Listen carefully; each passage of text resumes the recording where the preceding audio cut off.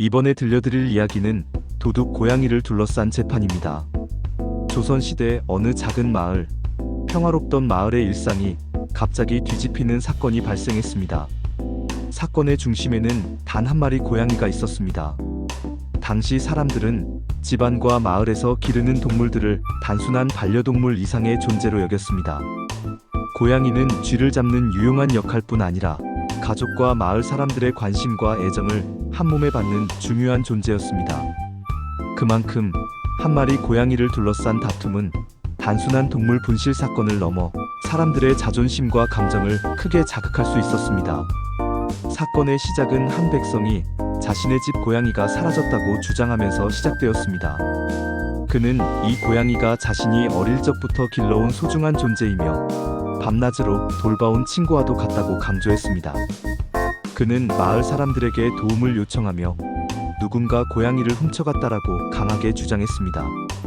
그러나 문제는 그의 고양이라고 주장하는 고양이가 동시에 다른 이웃집에서도 자기 고양이라고 주장하는 사건이 발생하면서 복잡해졌습니다. 두 사람 모두 자기 고양이라고 주장했고 증거는 거의 없었습니다. 고양이의 외형은 평범했고 특별한 표시도 없었으며 마을 어디로 갔는지 아무도 확실히 알 수 없었습니다. 처음에는 단순한 말싸움으로 시작된 논쟁이 점점 커지면서 주민들의 관심을 한몸에 받게 되었고 마을의 평화로운 분위기는 긴장감으로 변했습니다. 재판이 열리자 관청의 재판관들은 고심에 빠졌습니다. 기록에는 두 사람 모두 자기 고양이라 주장하나 증거는 모호하며 이를 누가 소유하는지 판단하기 어렵다라고 적혀 있습니다. 당시 재판관들은 평소에 여러 사건을 처리했지만 이런 황당한 사건은 드물었습니다. 재판관들은 백성과 이웃들의 심리를 분석하며 서로의 말이 과연 진실인지 판단하기 위해 오랜 시간을 투자했습니다. 조사 과정에서 백성들은 자신의 이야기를 극적으로 부풀리기도 했습니다.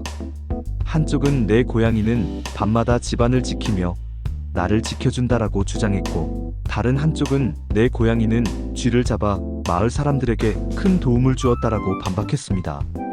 두 사람의 주장 모두 정당하게 들렸고 증인을 통해 확인할 수도 없었습니다.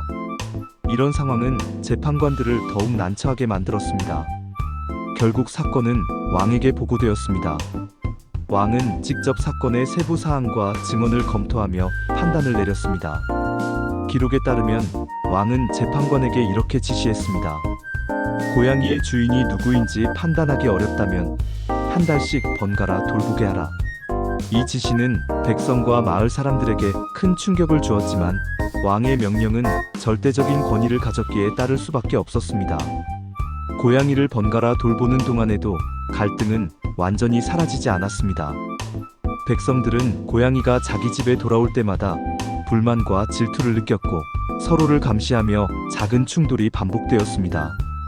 이 사건은 단순히 고양이 한 마리 때문에 벌어진 일이 아니라 인간의 욕심과 감정이 얼마나 엉뚱한 상황으로 이어질 수 있는지를 극명하게 보여주었습니다. 이 사건을 통해 당시 사람들의 심리, 사회적 긴장감, 법과 권력의 역할을 모두 엿볼 수 있습니다. 사람들은 고양이를 단순한 동물로 보는 것이 아니라 자신의 자존심과 사회적 위치와 연관된 중요한 존재로 여겼습니다. 재판관과 왕이 개입할 수밖에 없었던 이유도 여기에 있었습니다. 사건이 해결된 후에도 백성과 마을 사람들의 이야기는 오랫동안 회자되었습니다.